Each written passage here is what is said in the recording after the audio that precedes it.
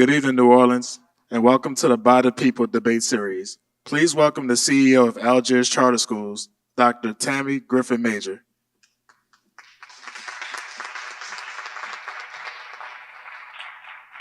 Good evening, everyone.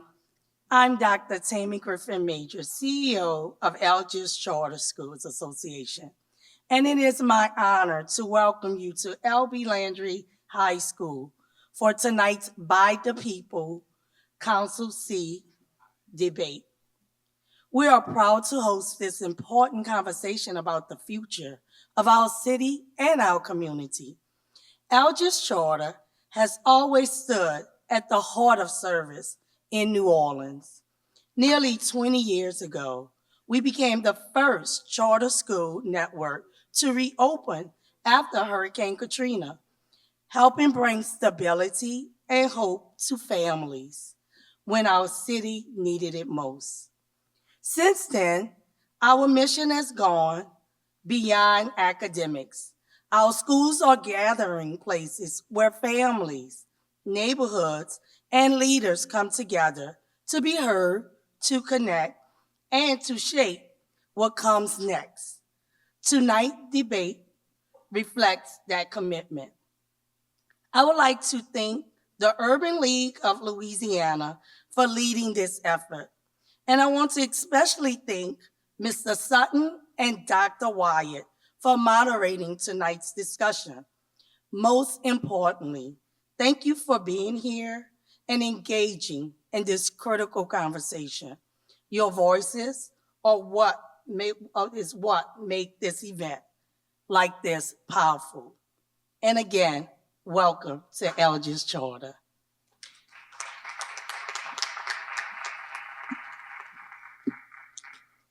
Welcome, New Orleans District C, to the By the People debate series presented by the Urban League of Louisiana, our coalition of 20 community partners, and L.B. Landry High School. Please join me in welcoming the Urban League of Louisiana's President and CEO, Judy Reese Morse.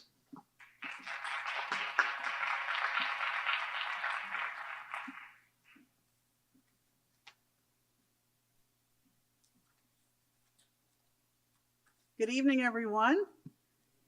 A little bit louder, please. Good evening, everyone. It is such a joy to welcome you tonight to the third debate in our By the People debate series.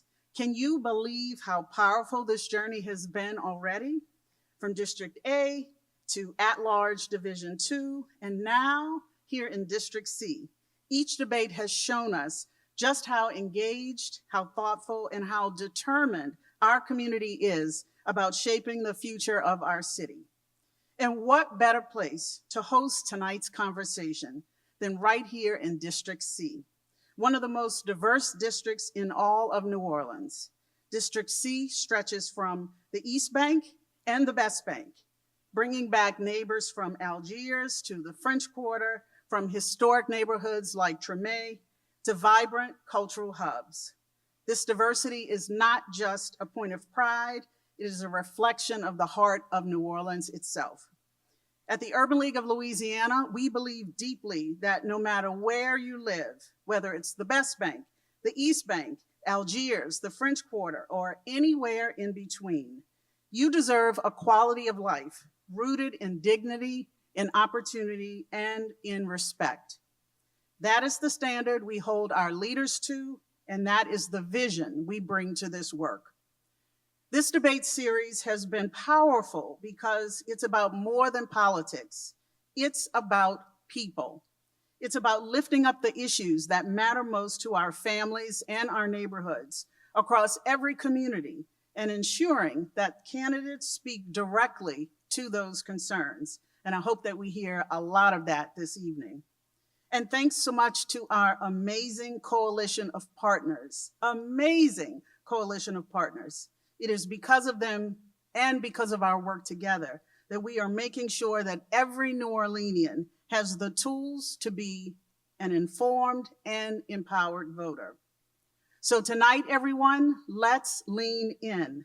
Let's celebrate the fact that in this moment, so many voices, so many organizations, and so many residents are coming together to ensure that the people of New Orleans are heard by the candidates seeking to represent us. Thank you to those here and watching via live stream. Thank you to LB Landry for hosting us. And thank you to our partners for believing, as we do at the Urban League, that the future of New Orleans is brightest when it is shaped by the people and for the people. I now have the pleasure of introducing our debate co-chair, the amazing, the incomparable Asali Ecclesiastes, the president and CEO of Ashé Cultural Arts Center. Please welcome her.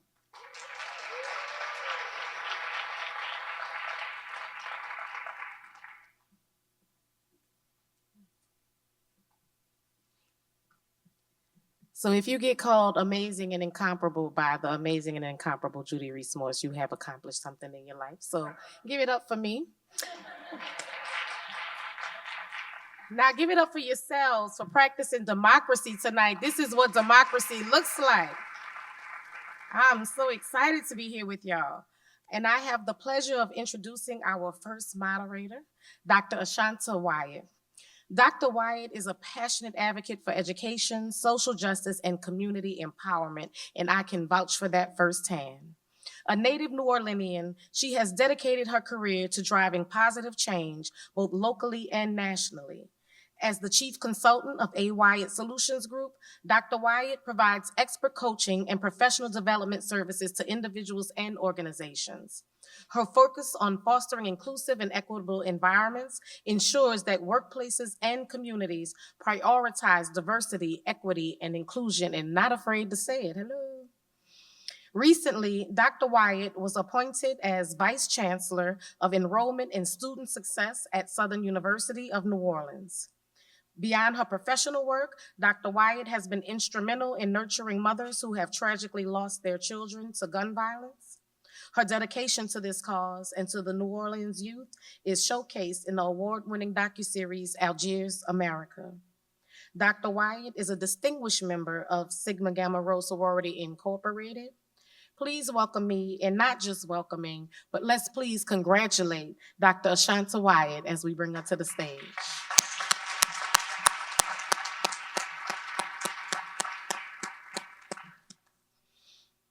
All right, next up we have, as our second moderator, Mr. Will Sutton. Mr. Sutton is a seasoned journalist with a distinguished career in daily journalism, higher education, communications, and marketing. He has taught at Hampton University and Grambling State University and served as Director of Communications at Grambling State. Mr. Sutton has been a Neiman Fellow at Harvard University and a senior editor at McClatchy's, the News Observer in Raleigh, North Carolina, leading award-winning coverage. Mr. Sutton is a longtime member and past president of the National Association of Black Journalists and has a strong presence in community through his work with the Times-Picayune, The Advocate, NOLA.com, and WBOK Media. Mr. Sutton is a proud member of Omega Psi Phi Fraternity Incorporated, and I will say a dear teacher of so many in the community, including our young fierce citizens at Ashé. So gratitude, and please welcome Mr. Will Sutton.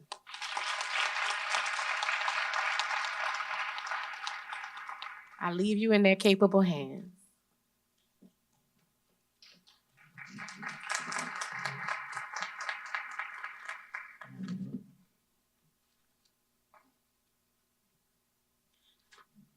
Thank you to our co-chairs, and thank you to our hosts and partners. Please join me in welcoming tonight's candidates seeking to become the next City Council member of District C.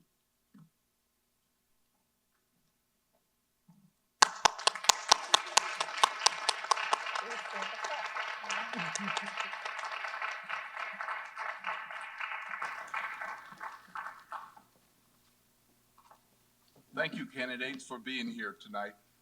Before we begin, here are the rules of the debate. Each candidate will have 60 seconds to respond to questions, 30 seconds for rebuttals, and 15 seconds for clarifications at the moderator's discretion. We ask that candidates keep their remarks respectful, focus on policy and vision, and refrain from personal attacks. The audience plays a critical role tonight. But for us to stay on time and keep the debate fair, there will be no applause, cheering, or verbal reactions during the debate. You may applaud during the opening and closing statements and after the debate concludes. Time limits will be strictly enforced to ensure fairness for all candidates by moderators and timekeepers. With that, let's begin. We will begin with opening statements. Each candidate will have 2 minutes to introduce themselves and share their vision for New Orleans. We will go in ascending alphabetical order. Mr. Barron, you have 2 minutes. Good evening. My name is Elliot. You'll see me on the ballot as Elliot S. Barron. That is my full legal name. And I'm also number 39 on the ballot, which I like to joke is 39 for the first time. I'm a 50-year-old man with a young family, and I work for a living. I'm a first responder in an unnamed neighboring parish. And I want to thank you all for having us here tonight. I would love to be your next council person for City Council District C. I'd like to give thanks to the Urban League for having us here and organizing this, and also for their over 100 years of work advocating for city people and being outspoken defenders of the rights of African Americans and all Americans. Because civil rights are our rights, social justice is justice, and that's all I have to say about that. Thank you also to L.B. Landry for having us here tonight, and in the spirit of remembrance, I'd like to recognize General Russell Honore's leadership in Katrina 20 years ago. I was an RSD teacher over here at Rosenwald at that time afterwards, and I'd like to honor City Councilman King for doing a great job in office in the present. So this campaign is about representation and the health of our democracy. I'm a third-party candidate for the Green Party, and as such, I'm into sustainable development, which people like to call generational wealth. And I'm into positive vibrations, the old one love. I'm for public health and public wealth, green jobs, green energy, and green transportation. And I look forward to the debate. Thank you. Thank you, Mr. Barron. Ms. Foster, you have 2 minutes. Hello, my name is Kelsey Foster, and I am running to be your next New Orleans City Councilwoman for District C. I'm running because we deserve a government that delivers basic services and gets what we need on time every time. We deserve safe streets. We deserve sustainable, approachable, equitable economic development. And we deserve a city that works for all of us. I'm running because we have a cost of living that is far too high for a quality of life that is far too low. As the executive director of the Algiers Economic Development Foundation, I had the opportunity to work with some of the best of us as New Orleanians, our youth and our small business owners. These are people in our city who represent grit and hustle and hope. And what broke my heart in my job every day was watching the struggles that these folks faced, our small businesses whose problems so often started in City Hall, our youth who would come to us for a workforce development program where we taught soft skills like how to write a resume or practice interviewing for that first job. And then we take field trips to visit career centers right here on the West Bank where you could make a living wage, a career, not a job, for youth without a college diploma. What broke my heart about a lot of these young folks is that every year, half of our cohort told me that they wanted to leave New Orleans as soon as they graduate. And I want them to stay. I want our children to stay here and our grandchildren. I want to build wealth together generationally so that this can be a place for us to call home for years to come. By the end of that program, by investing time, resources, and building community with these young people, we could cut that number who want to leave the city in half. Because this is what it looks like to build a good old boy network that does good. With our small businesses, we could often get their permit issues resolved by knowing the right person at City Hall, which you shouldn't need to know the right person. Your government should just work for you. And I thank you for that. Thank you, Ms. Foster. Mr. Kimbrell, you have 2 minutes. Thank you to the Urban League and for L.B. Landry for hosting us. I'm Jackson Kimbrell, and I'm running for City Council to put people over profits. I'm a 15-year Army veteran, and I've served this country and the state through the global war on terror, multiple hurricanes and the COVID-19 pandemic. I want to use my military experience and my over a decade of experience in the construction industry to build this city up for another 300 years. District C is the heart of our city, but has become unaffordable for people to live and work in the district. My campaign is laser focused on working class people and ensuring that they can have a living wage and a living place to work and live in our district. Excuse me. My campaign focuses on 5 main issues: building affordable housing, building more resilient structures and housing in general, expanding transit, also universal pre-K and job training for our youth, and then also holding our public utilities accountable. We cannot continue if we want to move forward as a city into the next 300 years with the mounting number of crises that our city faces. I know that everyone in this room has to deal with them on a daily basis. And as a husband and a father, I'm trying to make sure that I can stay in the city and my kids can live, when they graduate and want to stay in the city and go forward and do great things in this city. We just cannot continue to do things as business as usual. And I'm ready to be the leader of this great district, and I'm ready for a fight for the future. Thank you. Thank you, Mr. Kimbrell. Mr. King, you have 2 minutes. Thank you, Dr. White. I want to first thank Alumni High School for hosting this event. I want to thank Urban League and the other organizations for putting this on. I want to thank Dr. White and Mr. Sutton for being our moderators. My name is Freddie King III, and I'm your current council member of District C. I talked a lot about the things I brought to this district that hasn't been brought before. I want to talk about the intangibles, the things that don't show up on media, in the media, on social media. Like going to JJIC, that's Juvenile Justice Intervention Center. Going there so much with my son.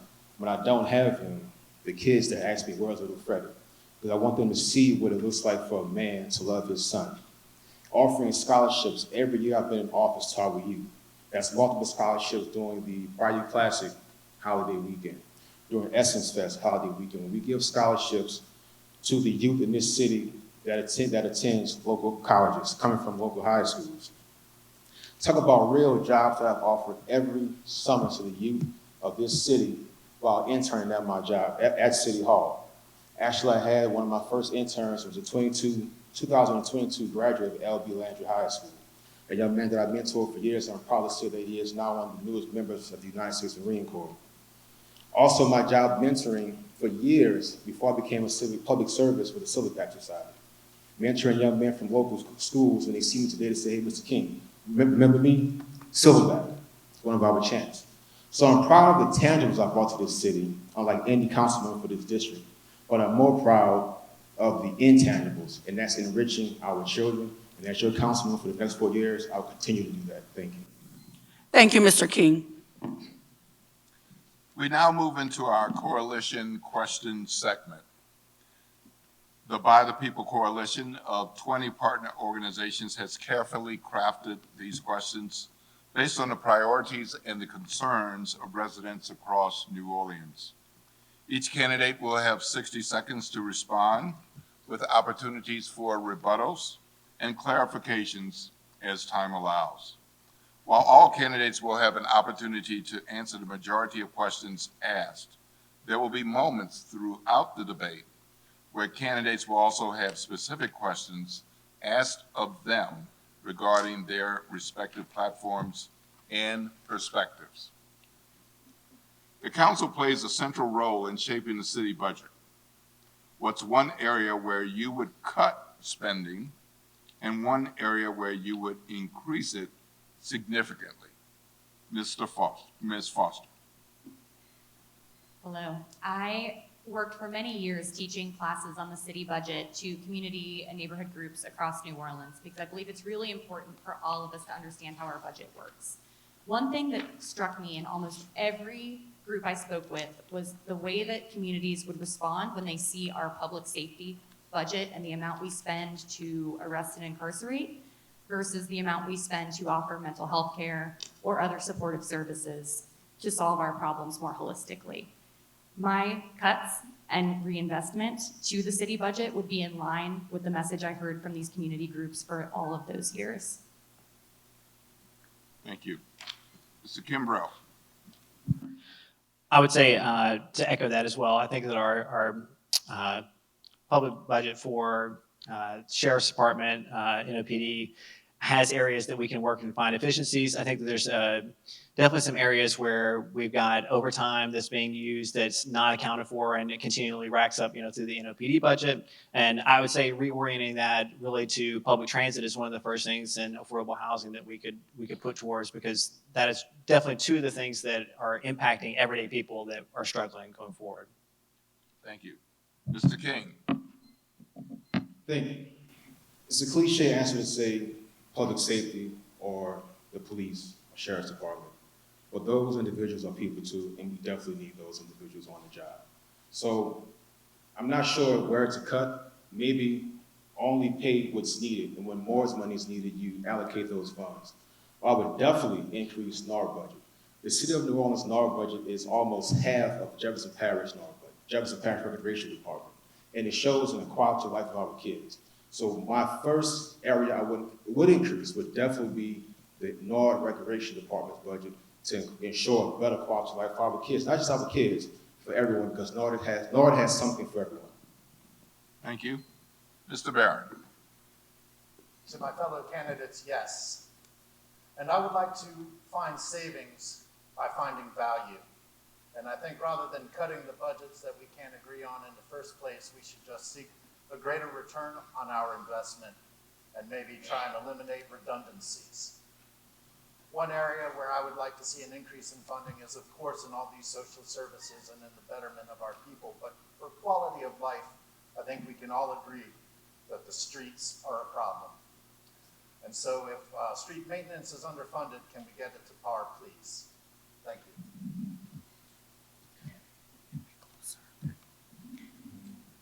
How would you handle situations where the needs or opinions of Algiers conflicts with those of the East Bank neighborhoods? We will start with Mr. Kimbrough. So I think that, public input is a huge thing that we need to work across the district, considering it's so disparate from, being one of the only districts that is on both sides of the river. I think that taking public input on both sides, and I think that coming together in working groups and having neighbors come together from both sides would be very beneficial for us. Working in council, we need to have neighborhood councils, not just our homeowners associations, but actual neighborhood councils that can come together and solve intricate problems that we have, especially because we only have a limited budget. And I think that that's going forward what we're going to have to pinch the penny and try to figure out what can we get the most value out of our dollar really going forward. Thank you, Mr. Kimbrough. Mr. King. Dr. White, I'm always asked this question. The honest answer is the East Bank constituents' concerns are not dependent on the West Bank. They're night and day. But when they do conflict, you always take the community approach. Have a sit down, talk with those mostly affected, and then you branch out to listen to other constituents in the district. What I would say as the councilman for this district for 3.5 years, more importantly, a lifelong resident of District C, I can tell you that the interests often don't compete between East and West Bank. Sometimes those interests compete more inside of neighborhoods, and that's where you want to focus that energy. Thank you, Mr. King. Mr. Barron. Thank you. Could you repeat the question, please? How would you handle situations where the needs or opinions of Algiers conflict with those of the East Bank neighborhoods? I think that must be the given rather than the exception. We have a huge district. It's urban, suburban, and practically rural at times, and a river runs through it. I think increasing connectivity between the two sides is a first step. In the instance of a particular disagreement or whatever like that, I think we have to find common ground, of course, and recognize that we are one city and we are one district, and we have to share the pie. Thank you. Thank you, Mr. Barron. Ms. Foster. District C is exceptional, obviously, because it is divided by the Mississippi River. And we do have incredibly different land use, communities, populations that must be served equitably every time. I would like to convene our neighborhood leaders, not just neighborhood association presidents, because we know that doesn't capture everyone. but real community leaders from both sides of the river on a monthly or quarterly basis so that we can meet, hear concerns, and make sure that all voices are being heard. Because I know, East Bank, that you don't always feel heard in this district, and you deserve to be. I'm an Algerine, and I believe that we can work together to solve our problems in a way that serves all of our communities. Thank you, Ms. Foster. Mr. Barron, how would your Green Party principles, such as environmental justice, grassroots democracy, and anti-corporate governance, translate into policymaking on the City Council, especially to benefit the environmental integrity of the riverfront in Treme and the economic viability of Algiers and Bywater? Thank you for the question. I would like to say that my Green Party platform would inform these questions and these approaches in every way. New Orleans is famously a checkerboard city. It's not fair to pit neighborhood against neighborhood or East Bank versus West Bank. New Orleans, Louisiana really, is a frontline community. We are all jeopardized by a lack of clean air and by unstable access to green and clean water.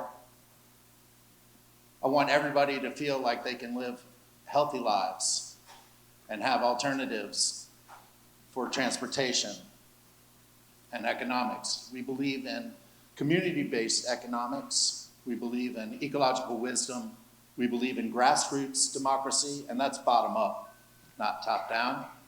And we believe in social justice, because as I said in my introduction, justice is justice. Thank you. Mr. King, the City Council acts as a regulator over utilities like Entergy and Delta Utilities. How have you used your role to protect District C residents from rising utility rates or unreliable service? What specific actions or votes can you highlight? Dr. White could highlight me working in City Council every day. When I get an email from a lady on industry saying Sewage and Water Board dug up this pothole, or dug up this hole, fixed this pipe, and did a substandard job on repairing the streets. That's when I take a personal walk to that street, and I take a picture and I send that email directly to the head of Sewage and Water Board, or to the leadership of Sewage and Water Board. When I'm on the East Bank on Port Street and I see a running pipe, I don't send a constituent director or a member of the staff out there. I go out there myself to hold those utility service providers accountable. There's more than one way to do that. Being flashy for the camera, that gets attention, but that doesn't always yield results. I have to be boots on the ground, roll my sleeves up and walk the streets and find out the issues and handle those directly as the leader of this district and send those issues directly to the leader of the different departments. Thank you, Mr. King. All right, we turn to tourism and economic development. Tourism drives the economy in parts of District C, especially the French Quarter. How would you balance the needs of local residents with the demands of the tourism industry and ensure Black and Latino entrepreneurs can benefit from the tourism economy and not just serve it? Mr. King. Can you repeat that for me? Tourism drives the economy in parts of District C, especially the French Quarter. How would you balance the needs of local residents with the demands of the tourism industry and ensure Black and Latino entrepreneurs can benefit from the tourism economy and not just serve it? Sure.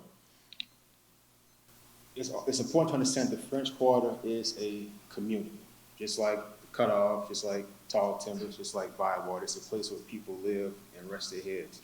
And you have to balance that with the economic diversity of the French Quarter, because the French Quarter is the economic engine of the state, of the city, and I would say of this region. So you have to bring both sides together, and it's not always easy. I can tell you as a councilman for this district, that's one thing you can almost guarantee, that the residents and business of the French Quarter most likely won't see eye to eye. But you have to make that effort.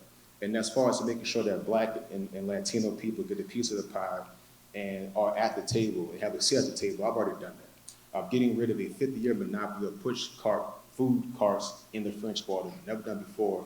Now, for the first time in 50 years, you have Black, brown, male, female, old, young individuals with the opportunity to have a real business in the French Quarter with a push cart, vending cart, and they're able to pass that business down to their children. Thank you. Mr. Barron. I am a resident of the East Bank, and I pass through the French Quarter almost every day. I know that it's the jewel of the crown of the South and the state and the city and all of that, but it's a scary place sometimes. And you see things you can't believe you would see on a city street. And I'm taking my daughter to nursery school. I wish sometimes I had a different route to take. So that said, one of the things I'd like to see happen first and foremost is an increase in prevailing wages. I think there is the more money, more problems, but more money is also a good thing, and it's good for families. And beyond that, we need the social services that make their families benefit from the hard work that people do in the quarter, because the service industry is a major industry. I've worked in it myself. And to that end, I'd like to see the taxes collected through all the economies of the French Quarter and the city and the state return to us in the form of violence prevention. Thank you. Thank you. Ms. Foster. As an economic development director, I had the opportunity to work with many small business owners in the last 5 years, and I know what the barriers to getting off the ground look like. I know how hard it is to get bank financing for entrepreneurs of color in this city. I know how hard it is to get that Super Bowl contract, because I have stood side by side with these folks and filled out that paperwork, and I have watched every time when it is just not the same playing field for too many people. As a council person, I would like to create more opportunities for entry-level entrepreneurs, people just starting out, to get their paperwork faster and easier by simplifying city services and making sure that we are connecting the dots on financing opportunities, because too often those funding doors are closed for Black and brown businesses. Thank you. Mr. Kimbrough. I think that, not being from New Orleans and coming here and seeing the city, I understand that there is an immense need to share our culture and share it with the world. And that's fantastic. But I think that a lot of times it's taking advantage of the people that actually live in the city, and especially in the French Quarter, where it is a living, breathing neighborhood. And I'm so proud that, my oldest son is now going to the Little Red Schoolhouse starting this week. It is a living, breathing neighborhood. And I think that we have to continue to look at it as a neighborhood first, and then we can work through the tourism part of that as well, because we see a lot of monopoly on big businesses coming in, running over local businesses as well. And then also really looking at the equity part of it as well. We need to get grants to our minority businesses that can start in that neighborhood. They need to get off the ground. I think we talked about there's incubators all over the city. We need, incubators to start, grants, and really provide, open space too for them to start their business in. Thank you.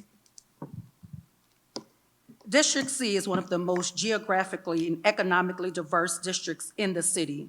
How would you ensure equitable representation and investment across both sides of the river, especially between historic neighborhoods like the French Quarter and more residential areas like Algiers and the Cutoff? Mr. Barron. The question is, how would we assure equity? District C is one of the most geographically and economically diverse districts in the city. How would you ensure equitable representation and investment across both sides of the river, especially between historic neighborhoods like the French Quarter and more residential areas like Algiers and the Cutoff? Thank you. I would like to come back to the idea that we are a family sitting at a table. And a lot of politics is framed in terms of kitchen table conversations about basic affordability, groceries, rent, transportation, schools, clothes, the likes.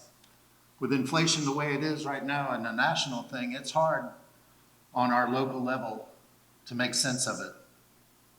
I would continue the work of the Office of Councilman King, who I find to have been incredibly responsive and outgoing. It needs to be a two-way street communication, and the people need to be heard. And I want you to know that I would represent both sides of the river and all demographics as fairly as humanly possible. Thank you. Thank you, Mr. Barron. Ms. Foster.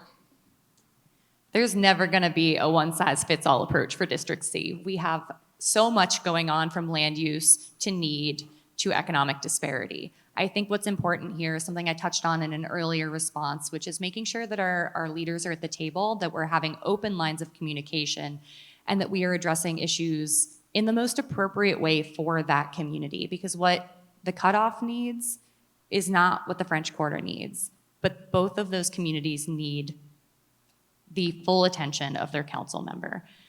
In addition to making sure that we're convening our leaders in our community and talking regularly about our issues, I think it's also important that we are very intentional about our land use, because we can create so much opportunity for home ownership, for building generational wealth, or for starting a small business over here, especially in Algiers, where the land is a little bit more affordable still.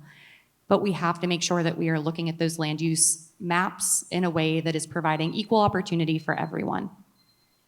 Thank you, Ms. Foster. Mr. Kimbrell. So I would say that we've got, as we've spoken before, is that we have disparate parts of the city that are all wrapped up in our district. I think that obviously working with our local leaders on each side of the river is the first thing. And I think really the big thing that try to get everybody on the same playing field is investing in our infrastructure. I think that, I've been on both sides of the river talking to neighbors, and you basically hear the same thing, that my side of the river is not getting this side, their funding for infrastructure for certain parts of things. And I think that we need to make sure that we have, a task force, that we're equitably spreading apart the hopefully increased funding for infrastructure, to make sure that everyone kind of gets to the level playing field, so we can start kind of building off in the different parts of the city. Because I completely understand that we've got different businesses, different parts of the city, different types of housing, and it's not a one-size-fits-all approach. But at least investing in our infrastructure and getting that stable, I think, is the best thing to get on a level playing field for all parts of the district. Thank you, Mr. Kimbrell.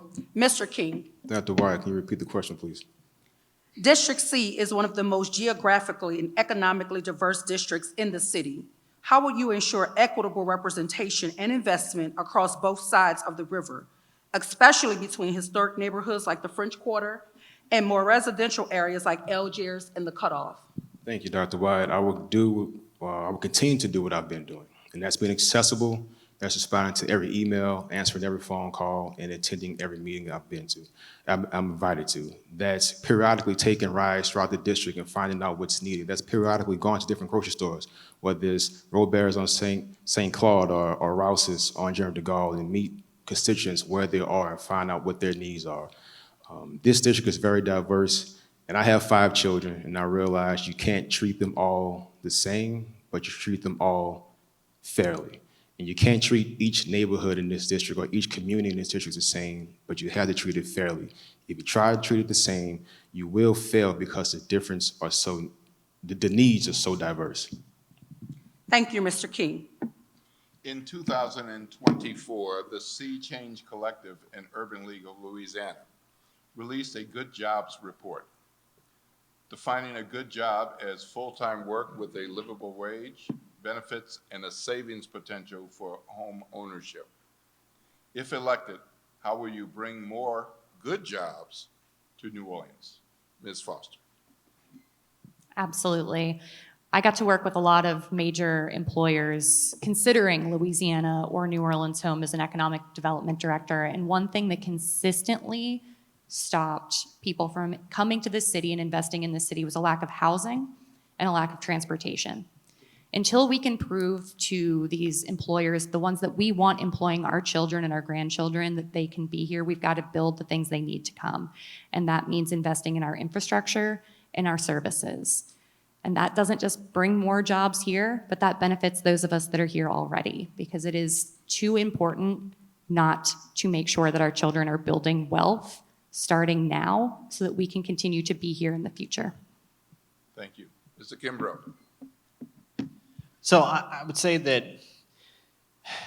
we need to have a living wage. That's kind of the basis of making sure that people can afford to live here. And I think that it starts with investing in our small businesses, really. I think that in economic development, we chase a lot of big projects that are supposed to come from out of state usually, other parts of the state that don't come to fruition because a lot of times it's tied to, federal funding, state funding that can get cut off, as we've seen in this newest administration, at the turn of a switch. So I want to invest in our local businesses to make sure that they're growing and they're, paying good wages and they're hiring new employees, because I think that we kind of neglect them trying to chase these kind of pie in the sky projects that a lot of times don't pan out. And I think that we don't focus on improving the wages that we have now in this city, really. And I think that's the biggest problem that we have before we start chasing really the economic development projects that we're looking for. Thank you. Mr. King. Thank you, Mr. Sutton. You mentioned the questions about bringing jobs, good jobs to the city. And I can say as the current council member for District C, I'm already doing that. In Bywater, there is the naval station that's been dormant for 20 plus years, roughly 20 years. As the council member, I was able, along with the administration, along with the state, to recruit NOLA, it's a international tech company that is set to sign a lease to rent out 33,000 square feet in Bywater. That will improve the conditions of that community, District D across the street in Bunnyfriend, District E in the Lower 9, and quite frankly, the entire city. So I'm already bringing and attracting jobs to this city that are desperately needed. Thank you. Mr. Barron. Yes, and we need to expand our horizons, open our worldviews a little bit. Back in the 90s, we had a little saying that was think globally, act locally. And when a child's worldview is the block that he lives on, or the street, or the neighborhood, and then that leads to turf struggles and violence, we've already lost the battle for job skills and basic literacy. We need financial literacy as well, and we need to solve some of our own problems. So I think by raising our standards for ourselves and thinking about problems worldwide that we can solve locally through study and inquiry and industry, then that will attract the kind of energy we're seeking and bring more good jobs and higher pay to the city. Flooding remains a persistent threat to much of New Orleans. What's your concrete plan to improve drainage and stormwater infrastructure? And how will you work with and hold Sewage and Water Board and other city agencies accountable to mitigating flooding and recurring service failures? Mr. Kimbrell. So I think we've taken the first step to consolidate all of our drainage system into Sewage and Water Board. And I think it was originally 3 different departments and Sewage and Water Board that were all involved in this. And I think that was a major issue going forward. I support a drainage fee to make sure that we're getting the infrastructure needs fixed, because at the current rate that we're paying for our drainage system, it won't clean out our drainage, our catch basins, and it won't clean out the pipes and rebuild the pipe system that we need. I want to make sure that that's equitable, because I know that over 50% of the city is owned by a nonprofit entity that does not pay into this the current drainage fee that we pay now. And I'm going to, as your city councilman, work with the behind the scenes part of it to make sure that it's not burdening homeowners with just another fee that they're going to have to basically be double taxed. Thank you, Mr. Kimbrell. Mr. King. There is a $500 million bond fund on the ballot this November, and about half of that is going to go to fixing our streets and our drainage system. Now, we have drains that are over 100 years old, we have pipes that are over 100 years old, and we have streets that haven't been touched in decades. I'm already working with DPW and the constituents, more importantly, to identify those major streets that need to be repaired and those streets that continuously flood. So I encourage everybody to do their research on the proposed bond issuance this fall election. And I ask that you look at it real carefully, because that is going to be used, if passed, to fix our streets and our drainage issues. Thank you, Mr. King. Mr. Barron. Yes. And beyond funding and serious attention to the problems of flooding and stormwater management, we have to stabilize the power grid, because that's a large part of what we do to deal with the influx of water. We pump. So we have to make sure that the infrastructure is solid. I want to emphasize that I am an advocate, not an expert, and that we will have experts in the room. And I want to work with the Public Service Commission and the good work that they are doing, and emphasize that as a council person, we are legislators and regulators. And so our primary activity will be to hold these agencies and entities to account. Thank you. Thank you, Mr. Barron. Ms. Foster. I think we have two problems facing the Sewage and Water Board right now. One is funding, right? We have deep, deep need on an incredibly antiquated system. I do hope that the bond issuance can help solve some of those problems, but we cannot kick that can down the road for one more year. I think our problems are also structural in the governance sense, and I do support bringing Sewage and Water Board more in line with City Hall, where it can be more closely monitored, accounted for, and governed, because it is too important for us to oversee this. If we are going to, as taxpayers, right, vote for this bond issuance, and the city's going to be able to get this funding, we've got to make sure it's going to be spent well and accountably, so that we can really, truly fix this problem, because we can't keep flooding. Thank you, Ms. Foster. Let's turn to climate resilience and environment. Given the district's vulnerability to flooding and sea level rise, what will you do to prioritize climate resilience, green infrastructure, and environmental justice in District C? Mr. King. Mr. Sutton, I would work with those who have the expertise in that field, work with our community, people like WaterWise, the Water Collaborative, make sure that we hold individuals who run Sewage and Water Board and DPW accountable, work with Entergy to make sure we get our storm grid, our grid, electrical grid hardened, so we don't have to be retroactive, we can be proactive when a storm hits. It's not easy to fix the issues we have as far as weather and flooding and natural disasters, but working with those who know the ins and outs of this issue, we can definitely have a better city. Thank you. Mr. Barron. I don't want to sound flip and say get a boat, but this is something that we have to contend with. In my past, I have taught swimming lessons through New Orleans Recreation Development Department and Commission, and that is a basic approach to living with water, is knowing how to swim and to survive. Water safety, boat handling, these things seem extreme, but that is what we are talking about. And also drainage, which comes down to a basic issue that nobody's talking about, which is we are a bunch of litter bugs. There's so much trash and debris in our streets that cause basic clogging issues, not to mention what happens at Mardi Gras. And we act confused when the drains don't work, and we get mad at the city workers that are trying to clean up after us. We need to clean up after ourselves and clean up our act. Thank you. Thank you. Ms. Foster.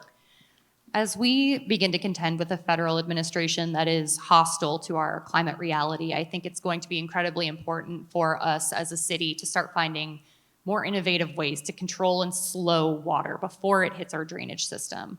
I do encourage this. I would really like to see a plan for especially large companies coming into New Orleans to manage all of their runoff rainwater and slowing that, right? Not just letting it go right into the drainage system, but putting it into retention ponds, water gardens, or other blue infrastructure that holds our water so that we don't inundate our system as quickly during these major rain incidents. Thank you. Mr. Kimbrough. So we talked about, pumping out all of our water, and we know that there's only a certain rate that the Sewage and Water Board can move water out of our city, and we've seen repeatedly how that's easily overwhelmed. We have the infrastructure and know how to do this. I mean, I've been to the Netherlands, and they can move all kinds of water in different places, and we need to bring experts in from other places to help us with that.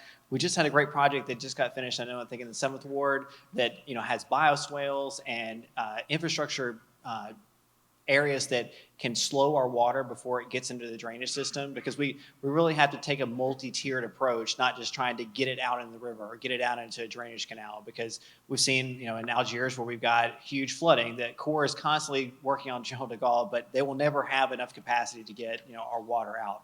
Really in resilience as well, getting money into homeowners' hands to make sure that they can fortify their homes. We've got a lot of aging homes in the city to make sure that, that's a big part of my plan is to make sure that we have fortified roofs and other, infrastructure to be resilient.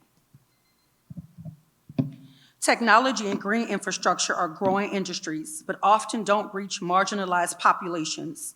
What is your plan to connect residents of District C, especially in Algiers, with jobs of the future? Mr. Barron. I mentioned that I taught at Rosenwald, which is now the Algiers Charter School for Science. And I think that's the type of approach we have to have, where we address these problems and think about them and come up with our solutions, and most importantly, set up the next generation to solve their problems. Because no sooner can we address what's happening than we have a new issue to deal with. I think pipelines to the schools and job training, like what the Urban League was doing, training people to be linemen and electrical power structures, is a good approach. So we deal with the environment and we let the people have access. Thank you. Thank you, Mr. Barron. Mr. Kimbrell.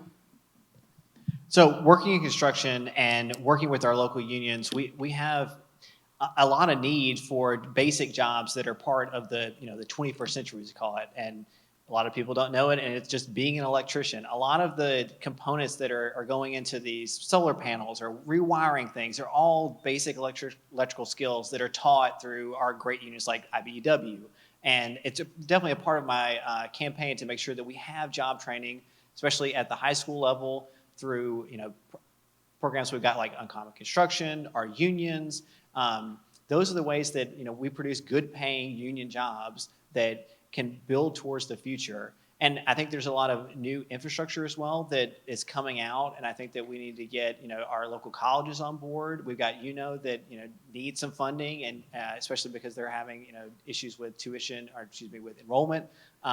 We need to plus up that university and make it a hub for innovation that we can build towards the future and create good paying jobs going forward. Thank you, Mr. Kimbrell.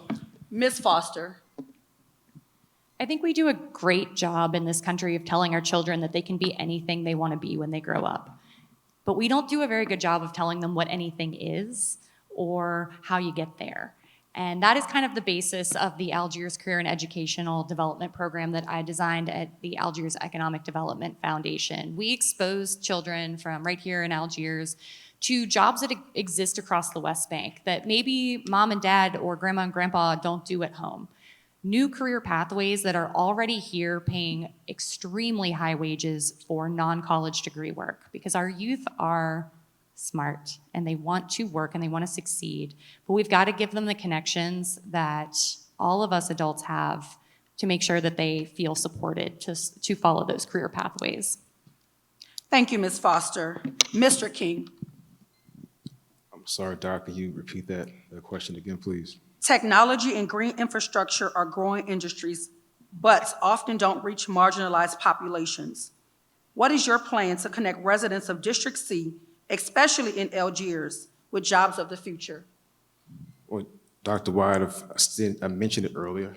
We've already attracted new lab to the city. It's a large tech company located in Bywater that will reach throughout the district, throughout the city.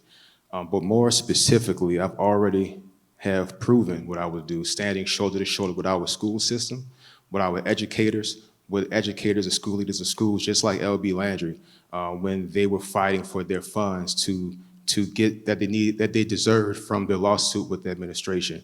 Those funds will ensure that our schools, our children will get the best education possible and the best training possible. So simply, Dr. White, I will continue to do what I've been doing, and that's working with our community, our schools, and our students to make sure they get the best future possible. Thank you, Mr. King. All right, let's turn to business, entrepreneurship, and workforce development. Access to capital, contracts, and city resources remains inequitable for Black, Latino, and women-owned businesses. What specific measures would you put in place to level the playing field for entrepreneurs of color and women? Ms. Foster. Absolutely. I mentioned this in some of my remarks earlier, but as an economic development director, I was able to work closely with a lot of our minority-owned businesses here in Algiers, particularly in the lead up to the Super Bowl. And I saw how crushing it was for people who really wanted to bid on one of those contracts, but they didn't know that they needed to start last year to get their paperwork in order. I think that there are a lot of permits and processes that we can streamline for all small businesses, but especially minority-owned businesses and women-owned businesses here in New Orleans to make it more accessible to get the certifications needed to bid these contracts, not just for Super Bowls, but for all government work. At Algiers Economic Development Foundation, we hosted a Doing Business with the Government seminar every single year to start that process of getting your paperwork in order. We would bring people in, hand them a laptop, sit down, and fill it out together. And I think that is the hands-on support for these complex systems that we have got to make available for people. Mr. Kimbrough. So working in construction, we do work with DBEs all the time, and I think it's definitely a good part of our program we have, especially doing things with the city, other nonprofits, that we have a percentage of our work has to go to DBEs, and I fully support that. I think that that's the easiest and kind of clear-cut way to get them in the door and make sure they have a seat at the table. But I'd also say that we need to make sure that we're not just giving a handout to DBE entities to say that to provide, especially in construction, we have an issue where a DBE will just get the material on a job, and it's not really building their skill set as a company to have just the material. It just shows up on the job site and that's it. They don't learn anything in the management skills, or depending on what skill set they're working in. And I definitely think that we can make sure that we build a hub at the city level where we can get DBEs in and start definitely trying to advertise earlier, as we talked about. That's a big issue, is trying to even get the information out to DBEs and making sure that they can get in on the programs that we've got and jobs. Okay. Mr. King. Thank you, Mr. Sutton. Mr. Sutton, I've already rejected contracts that came through City Hall when they didn't meet their DBE requirements. You connect small businesses from the east to the West Bank. Has Councilmember King help you, one, navigate the safety and permits hurdles, and two, support it and brought business to your establishment? You connect Chubby's, female Black-owned business on General Maya. I got them in the rotation to provide lunch at the council meetings, never before. St. Clair, female-owned business, restaurant in Algiers, helped them navigate the permitting process. Now Algiers has an additional restaurant located outside of the hub of the point where most restaurants are. Cafe Saint Noir, located in St. Roch, walked them personally through the permitting process to help them get up and running, a small Black-owned business. Jamaican Jerk House, Bywater in St. Claude, helped that company get on its feet and constantly, maybe you can tell from my suit, constantly eat over there because the food is that great and bring food there. So I believe in doing, not just talking, but walking the walk and supporting our small businesses. Mr. Barron. Yes, and we've got to use the tools at our disposal. I'm not going to sit up here and talk about some unfunded mandate or a figment of my imagination. This is something we struggle with in our family. My wife owns a small business in design and construction, and we know firsthand what it's like to be invited, but not to feel welcome. So I think we must focus on outreach, and as my colleagues have pointed out, helping people navigate the process, because it is complicated, to say the least. Thank you. City permitting and procurement are often slow, complex, and favor larger or well-connected businesses. What reforms would you support to ensure fairer, faster, and more transparent access to city resources for small and minority-owned businesses? Mr. Kimbrough. So I have this problem right now, and Councilman King can hopefully help me after this. It is definitely an issue to get through permitting, and I think it's just, especially as a manpower issue that we have in permitting. It goes to a select group of people. I get it; they have a finite amount of time to look at your permitting, and I'm working on a project right now. We're starting a project at Tulane that's $20 million renovation that is it's complicated. It's in a historic structure. It has like 8 different people that are looking at it, not just the regular reviewers. So we need to plus up with, I know we've increased the funding in the last year on permitting department, but we need to increase the funding more because they are really the moneymaker for the city, because they make a certain percentage for your permitting fee for the total amount of your job, and it brings in a lot of revenue for the city as well. So it's not just a getting it through permitting, but it also helps balance the budget of the city. Thank you, Mr. Kimbrough. Mr. King. Thank you, Dr. White. I, as the council member of District C, started a permitting task force that took individuals from different walks of life, business owner, constituent, regular neighborhood constituent, developer, and put them in a room for several weeks to get a set of recommendations that we gave to the city that was passed to help small business, just help anybody navigate through the permit process. Just today, I received an email from an individual who was having trouble getting his permit in Old Aurora. Instead of kicking the can down the road, I personally contacted the Director of Safety and Permits to ensure that individual received his permit. So sometimes it's nothing glamorous. It's just about getting the email, picking up the phone, and connecting the dots. But sometimes you have to go the extra mile, and I'm proud to say that permitting task force yielded some real results to make permitting easier for people, whether you're trying to get a generator or a house built throughout the city. Thank you, Mr. King. Mr. Barron. There are at least 2 bureaucratic realities that we have to deal with on a daily basis. One I like to call the Louisiana runaround, where the first answer you get is, that's not my job.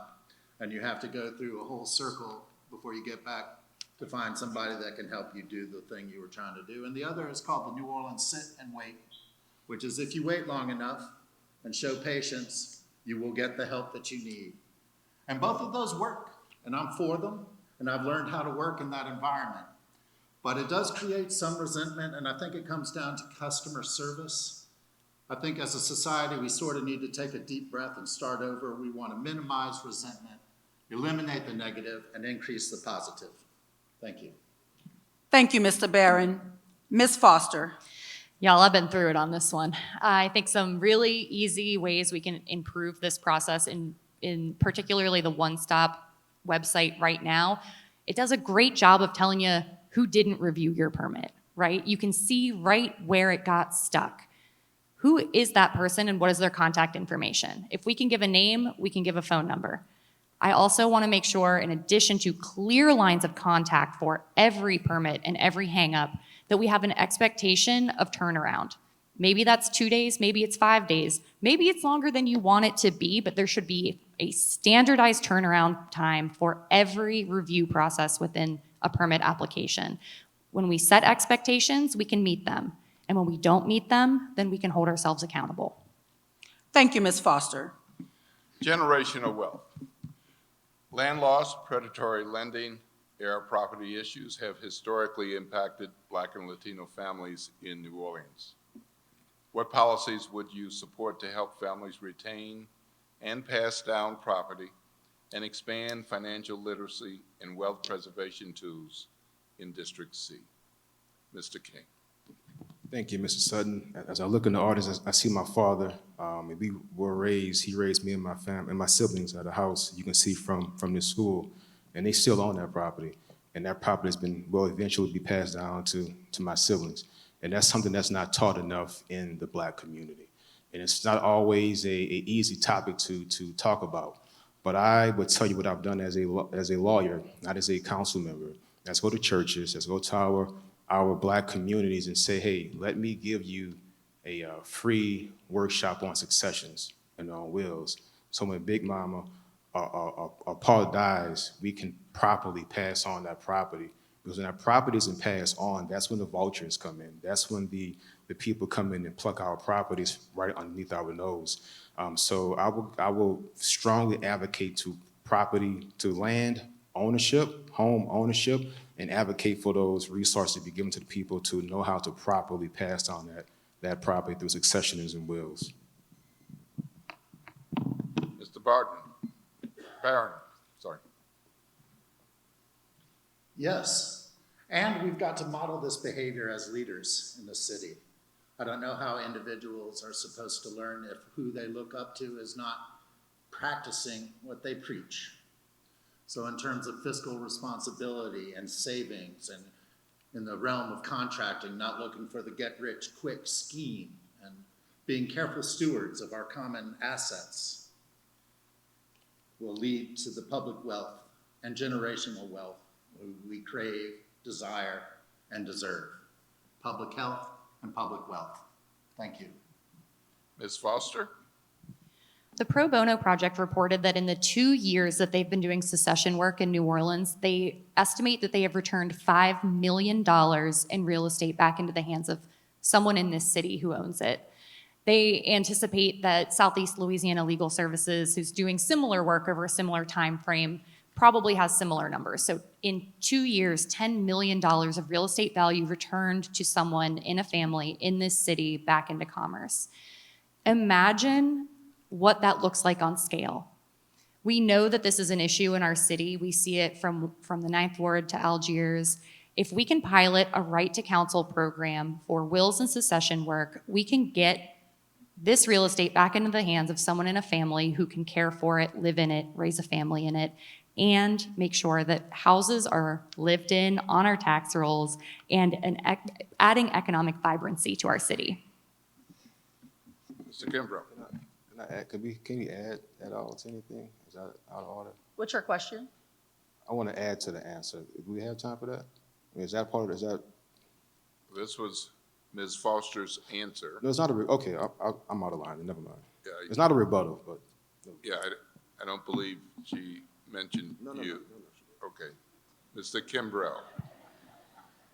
So I would say that we need to look at the totality of ownership, and this is kind of a big brain idea, but we need to look at different types of ownership in the city. We've got great nonprofit landowners. We've got great community land trusts that people can give their property to, that keeps it in the community in a nonprofit way that is not going to come out for profit and raise rents on people and provide for a new generation. We also have little to no co-ops in this city that are used in a lot of larger cities where people buy into just an equity share of the property.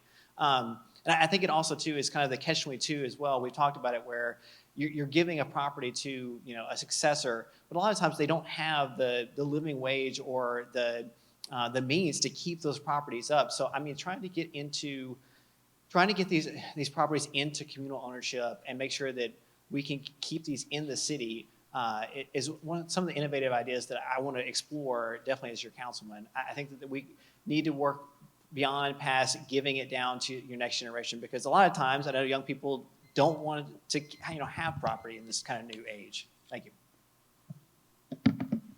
Ms. Foster, you've called for lower interest or forgivable loans to help landlords upgrade rentals for healthy homes compliance. Can you walk us through how you fund and administer such a program and how quickly it could take effect in neighborhoods like Algiers and Bywater? Absolutely. We, as voters, approved a housing trust fund recently, and that money can be used to make sure that small landlords, right, those of us who own 1 or 2 units, not folks who are owning hundreds, can make the upgrades that they need to be in compliance with the Healthy Home Ordinance that sets a basic livable standard for every renter in our city. As an economic development director here in Algiers, I've seen what slumlords do to our communities, and I am thrilled that we have this set of standards, but we've got to make sure that the little folks, the small landlords, aren't getting pinched in this process, because everyone deserves a safe and clean place to live, and we've got to help make sure that our small landlords can get the assistance they need to make that a reality for their tenants. Thank you, Ms. Foster. With rising housing costs in the Bywater and French Quarter, how will you combat gentrification and displacement while still encouraging investment and development? Mr. Barrett. That is a great question. A lot of people talk about short-term rentals as this boogaboo, and it's the problem for what we are dealing with in terms of rising costs and a loss of value. I live inside or outside a red line, and we need to eliminate redlining in terms of funding and investment or disinvestment. and the administration of city services. I'd love to get back to quality of life issues like garbage twice a week, which we pay for. And it's these little things, I think, that will lead to people wanting to live and come together in their neighborhood associations. You know, there's nothing we can do about private ownership in this country and property rights and New Orleans people being greedy, you know, because we talk about the guests that come to town and what they do to our neighborhoods, but it's locals that own the places and rent them out. So we have to come to terms with the short-term rental, and the rent is too damn high. Thank you. Ms. Foster.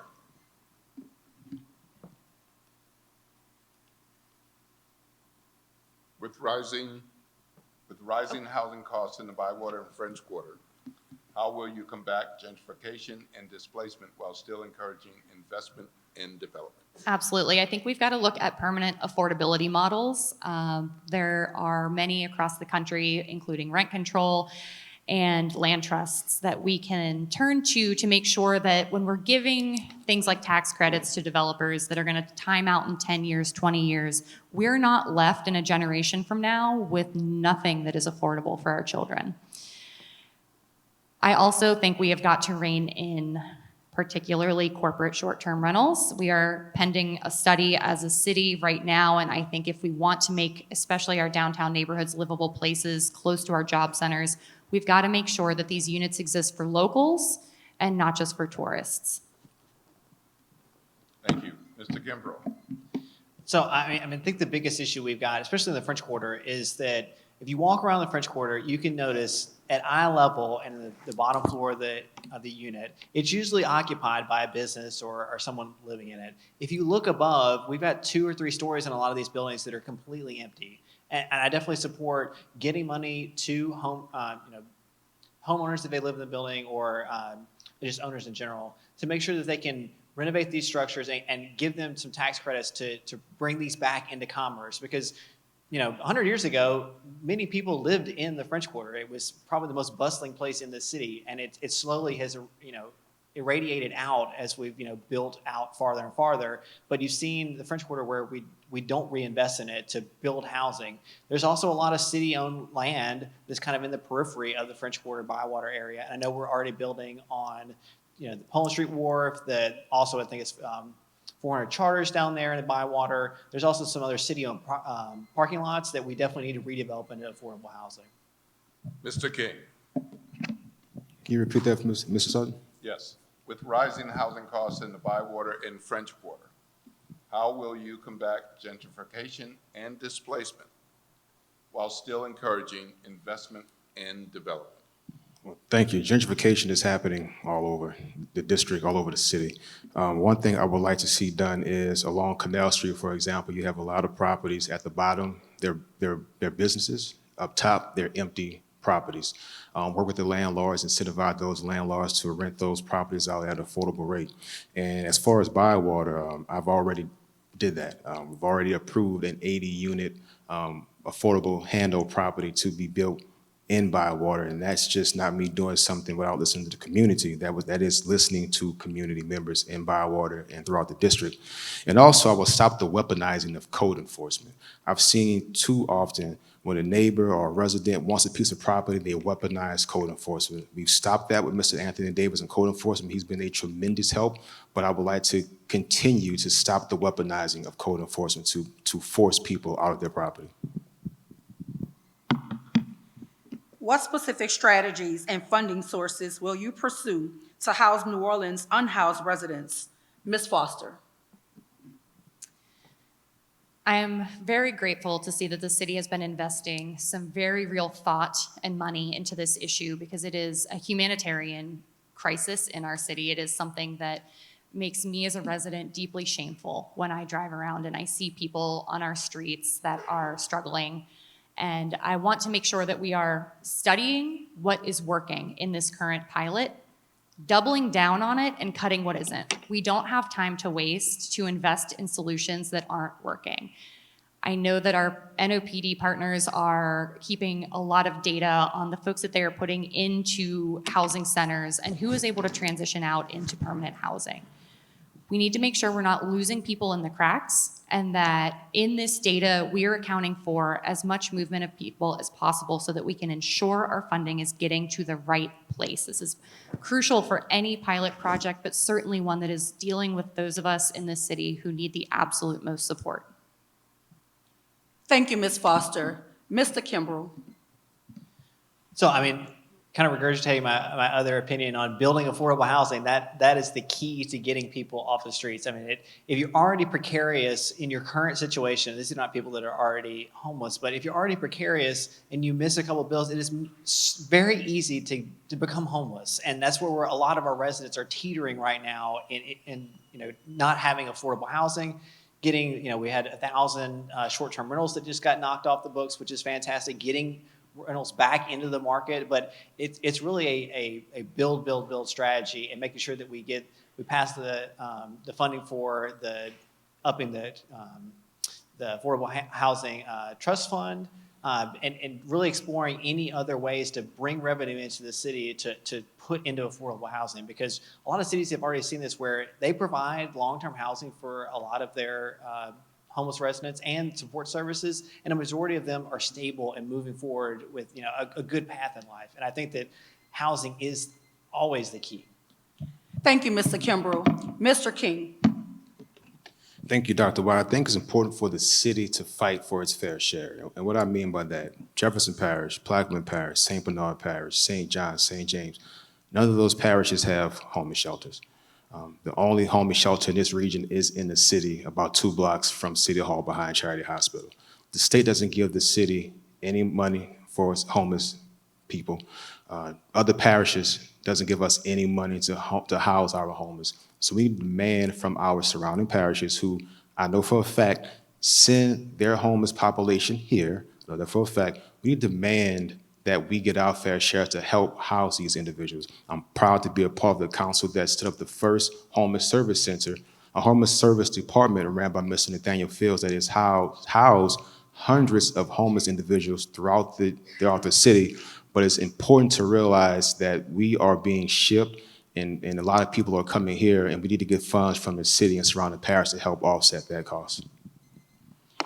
Thank you, Mr. King. Mr. Barron. Yes. And I think it's important to recognize that addressing the root causes of houselessness and dealing with the people on the streets, destigmatizing mental illness and remembering that addiction is real, addressing these problems and having the empathy as a society to understand and care for the least among us is a separate issue from the quality of life issues we deal with as residents, and stepping over bodies sleeping on the sidewalks in the middle of the day, and the almost unbelievable amount of filth and degradation that comes with these encampments. As part of my anti-litter, anti-pollution, Green Party stance, I think it's important to look people in the eyes and to ask them to do better. And it's not unfair to hold people to standards, and I think people respond to the idea that there might be another way of doing things. And I don't know who we serve by letting people wallow in their distress before our very eyes. It's part of that. Take a deep breath and start over. Thank you. Thank you, Mr. Barron. Mr. Kimbrell, your platform supports non-carceral crisis response.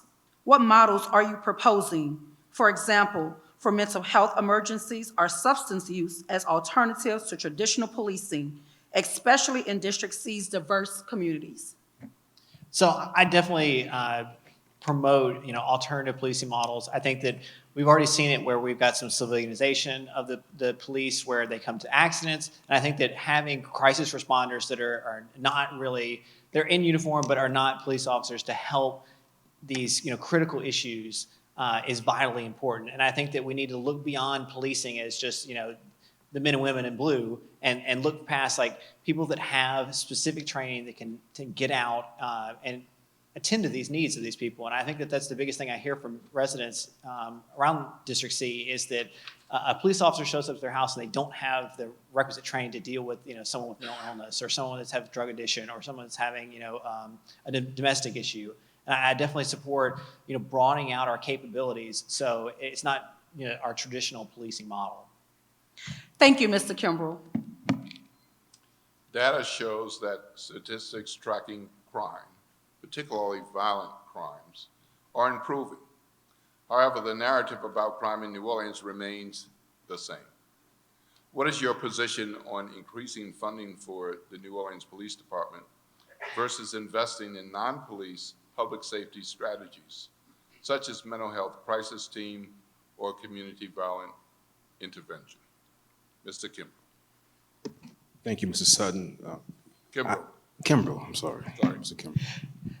So I would say that we definitely need to lift up all people going forward. I think that we see crime is dropping, and that's really a really credit to our community leaders, our outside organizations. I know we've had not just our public safety departments going out and working on this, but it's really been a community-wide effort, and we've gotten more funding through a lot of COVID funding that's now expiring that we need to continue with. And I think that it's really, we know that a more prosperous city is going to have less crime. And I think that we need to look at it through, it's a holistic approach. It's good jobs, it's affordable housing, it's transit, and job training. I think that there's lots of things that contribute to crime in the city that we've kind of just tried to lock away the problem. And we've definitely got to look forward to different ways of attacking this problem that's not dealing with our incarceration system. Thank you. Mr. King. Can you repeat that for me, Mr. Sutton? Data shows that the statistics tracking crime, particularly violent crimes, are improving. However, the narrative about crime in New Orleans remains the same. What is your position on increasing funding for the New Orleans Police Department versus investing in non-police public safety strategies, such as mental health crisis team or community violent intervention? Well, I think one thing we need to do is increase the funding for a respite house. So that is a place that's kind of in the middle of a juvenile jail and home for a lot of our juveniles. I visit JJIC often, and I hear the directors say, a lot of these kids don't belong here. They shouldn't be at home because it's too dangerous, but they don't belong in jail because, truthfully, they're learning bad habits. So the city needs to invest in that middle ground, which is referred to as respite housing.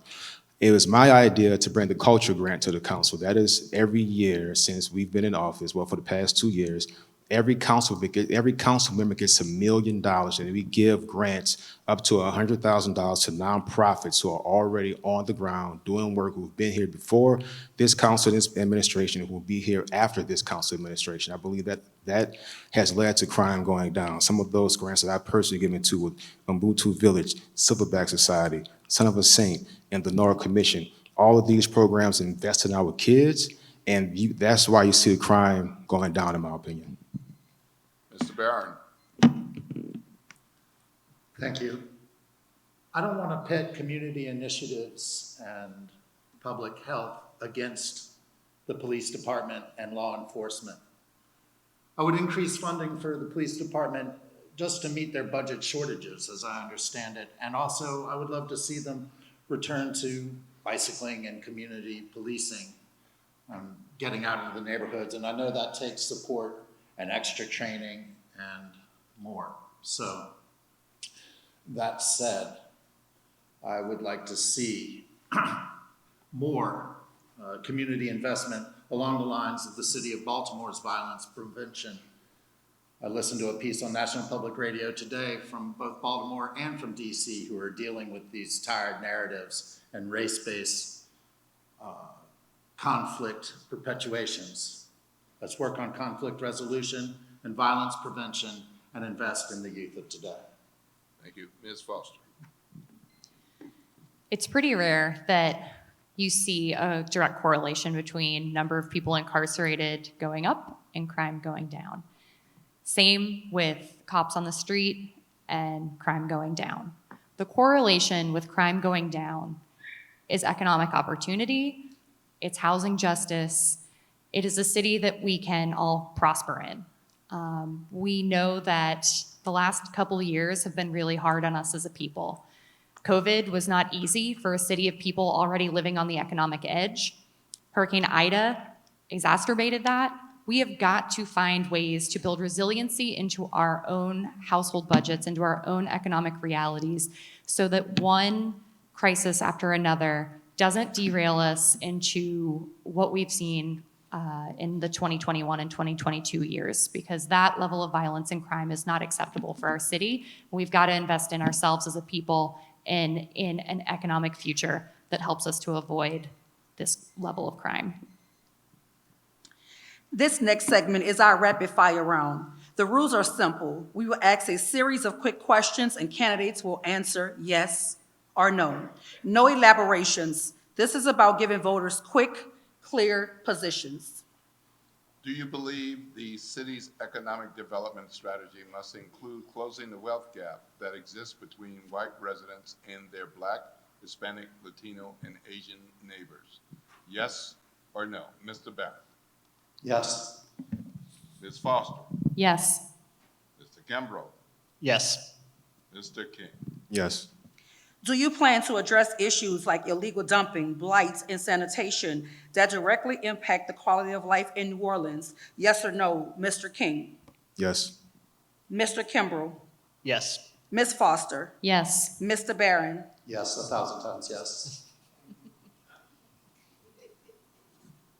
If elected, would you commit to a public first 100 days roadmap identifying required ordinances, budget needs, and implementation timelines for your stated policies? Mr. Barrett? Yes. Mr. Foster? Ms. Foster? Yes. Mr. Kimbrough? Yes. Mr. King? Yes. Do you support a citywide language access policy mandating multilingual forms, plain language instructions, and live or virtual interpretation options? Yes or no, Mr. King? Yes. Mr. Kimbrough? Yes. Ms. Foster? C. Mr. Barron? Yes, I do. Would you support requiring all new large developments to meet green building or solar readiness standards? Mr. Barrett? Yes, I would. Ms. Foster? Yes. Mr. Kimbrough? Yes, absolutely. Mr. King? Yes. Do you support creating a dedicated city department or budget line for climate resilience infrastructure, such as solar hubs, green infrastructure, and flood prevention, especially in frontline neighborhoods? Mr. King? Yes. Mr. Kimbrough? Yes. Ms. Foster? Yes. Mr. Barron? Green Party says yes. Will you commit to regular town halls or listening sessions? Mr. Barron? Yes. Ms. Foster? Yes. Mr. Kimbrough? Yes. Mr. King? Yes. Districts with majority Black and Latino populations often see the least investment in commercial corridors. Will you work to ensure economic development resources are equitably distributed and targeted toward underserved areas? Mr. King? Yes. Mr. Kimbrough? Yes. Ms. Foster? Yes. Mr. Barron? With God's help, I will. The teacher in me is going to deduct points from you. It's a yes or no. Yes. No elaborations. I was a bad student. Will you ensure land use, redevelopment, and city investment decisions do not continue to displace Black and brown residents, but instead empower them to stay and build equity? Mr. Barron? Yes. Ms. Foster? Yes. Mr. Kimbrough? Yes. Mr. King? Yes.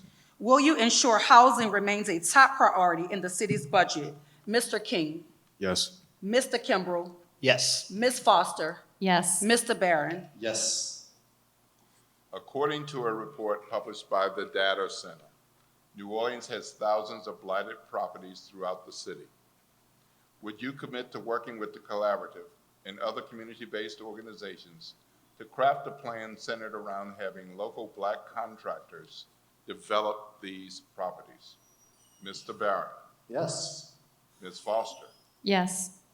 Mr. Kimbrough? Yes. Mr. King? Yes. Would you be willing to make low-income housing that is built or renovated with the use of city funds, like tax credits, permanent instead of allowing it to expire? Mr. King? Yes. Mr. Kimbrough? Yes. Ms. Foster? Yes. Mr. Barron? Never say never. There we go again. Yes or no, no elaborations. Yes. Would you be willing to give landlords of all sizes a tax credit if they agree to rent at a rate that is affordable to middle to low-income renters? Mr. Barron? No. Ms. Foster? Yes. Mr. Kimbrough? No. Mr. King? Yes. Will you commit to supporting and advancing policies that prohibit income-based housing discrimination? Mr. King, Yes. Mr. Kimbrell, Yes. Ms. Foster, Yes. Mr. Barron, Yes. How would you improve pedestrian and bicycle infrastructure, particularly connecting the east and the west banks of the district?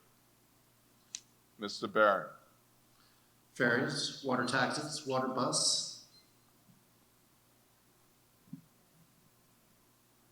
Ms. Foster. Permanently funding midnight service on the ferry and making sure we are expanding the best practice use of protected bike lanes across the district. Kimbrell. Funding the ferry, also funding the new bus rapid transit system that is in planning, and then also funding the transit hub downtown. Mr. King. By doing what I've already done, Ms. Sutton, that's every year, make sure the Algiers Ferry, the Canal Street Ferry is fully funded. The rules of engagement are simple. You answer yes or no, no elaborations. Are you committed to working with the Urban League of Louisiana and our Sea Change Collective to implement policies that close the wealth gap in New Orleans? Mr. King, Yes. Mr. Kimbrell, Yes. Ms. Foster, Yes. Mr. Barron. Yes. Okay, we're going to move to our audience questions and answers. Now it's time for the audience Q&A. Throughout the evening, audience members have submitted questions in writing. While there were a number of questions submitted, our co-chairs have randomly selected questions that will be read to the candidates. The remaining questions will be submitted to the candidates following the debate. We encourage each of you to follow up with the candidates and their teams about issues not covered this evening. Each candidate will have 60 seconds to respond to each question. Questions will be read by students from Eternal Seeds. Here's Liz Lafrey, co-director of Eternal Seeds. You can clap.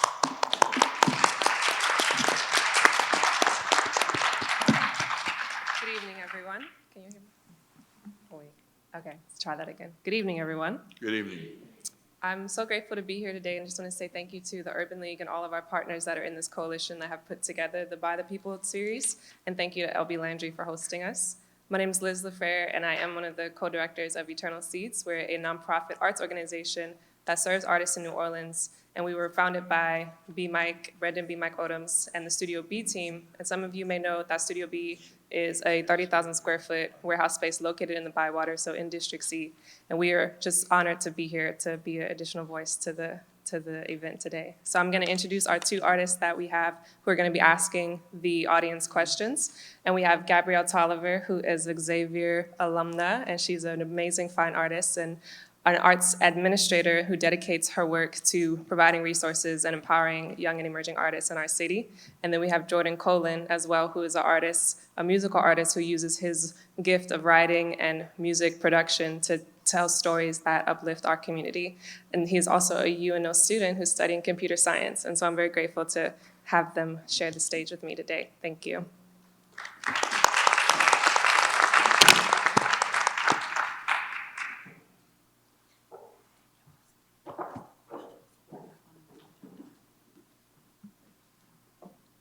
Thank you for being here tonight. Our first audience question is, what steps as a council member will you take to address blighted properties in Algiers, and how is this affecting economic revitalization efforts? This is open to all council members. Ms. Foster. Great.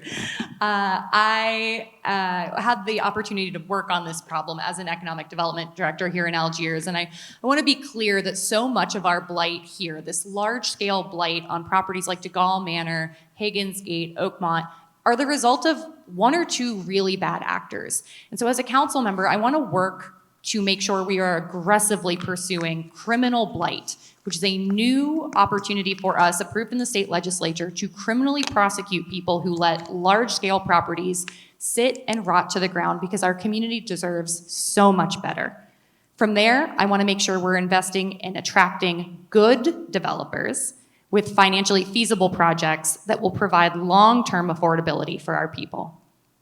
Thank you, Ms. Foster. Mr. Barron. I can't believe that we have to create new laws to hold landlords accountable. So I want to get back to fundamentals as a society where we hold people responsible for their actions. And I know we have some quality of life and public nuisance laws on the books. Can we not enforce those? I don't want to talk about purifying fires, but I have worked in construction also, and dealing with blight begins with demolition. So we have to get to 100%, then we can have vacant lots and brownfields which can be redeveloped, and then we can try and spread that money around the right way. So I hope that answers the Thank you, question. Mr. Barron. Mr. King. Thank you. I've already, with the assistance of code enforcement, gotten over 100 properties demolished throughout the city. To bring it to Algiers, we've already started demolishing a large part of DeGaulle Manor. That has had a bit of a hiccup with funding, but we're working through those projects, working through those issues. I've personally, through the council, dedicated $8 million to shoring Shakespeare Road, which was a large piece of blight in our city. That is being currently renovated, and we will have a ribbon cutting next October to 55 brand newly renovated affordable housing units for our seniors. So I'm already doing the job of reducing blight in Algiers. Thank you, Mr. King. Mr. Kimbrell. So obviously, blight brings down the property values and the quality of life of people living next to it. I'm fully aware that we need to make sure that we enforce the new Healthy Homes Initiative. Also, making sure that we, real fines for these bad landlords. We've talked about it already, where there's a large number of landlords that are not doing the right thing. And then if we do have to seize the property or tear it down, I think that we need to continue those efforts and get going forward. And then we also need to, get with small developers to start infilling these lots. There's a lot of lots in my neighborhood down in McDonough that need to get infilled for new people to live in it. And I think that we can definitely get and work towards blight. I am the project manager on Tour of Shakespeare, so I have definitely benefited from the funding that the city has given, and it's going to be a great structure with 52 units for our senior citizens to live in, and it's going to be fortified gold. It's going to be a fantastic structure, but I think that we're working forward, and we just need to continue adding funding to make sure that we get these blighted properties out of circulation. Thank you, Mr. Kimbrell. New Orleans is a prime tourist destination with the East Bank portion of District C economically reaping the benefits. What would you do to expand this to the West Bank? Mr. Kimbrell. So being an Algerine, especially living in the Point, it's getting people on the ferry and having the ferry functioning all the way to midnight. I mean, we've got the trial program that's going on now. That's fantastic. A lot of people are just discouraged to come over because they feel like they're going to get trapped on the wrong side of the river, which is pretty understandable. Also getting with our local businesses in all of Algiers and making sure that we have transit that can get people to the farther flung areas to come see stuff, because a lot of people come in and don't have a car when they come visit our city, and really just working with our businesses to make sure that we get it advertised, and we get working with our tourism agency as the citywide to not just say, hey, come downtown, but get on the ferry, let's go, let's enjoy the West Bank. Thank you, Mr. Kimbrell. Mr. King. I'm gonna ask that repeat the question, please. New Orleans is a prime tourist destination with the East Bank portion of District C economically reaping the benefits. What would you do as a city leader to expand this to the West Bank? Well, you have to attract people to the West Bank. As a lifelong Algiers resident, I know how difficult that can be. If it was easy, it would have been done 5 council members ago. So continue to develop Algiers to make it attractive to everyone who comes to visit. Also, when you look at that budget, make sure Algiers and other parts of the city reap the benefits of the tourism dollars. Far too often, the money stays in that tourism hub. It's now time to, and I've been working on that, to make sure other parts of the city reap those financial benefits. Thank you, Mr. King. Mr. Barron. a rising tide floats all boats, and be a tourist in your own hometown. So I would love to see people have something like disposable income that they can spend in their own neighborhoods. There's great restaurants and businesses and outlets for entertainment, all kinds of things on the West Bank that are worth exploring and supporting and developing.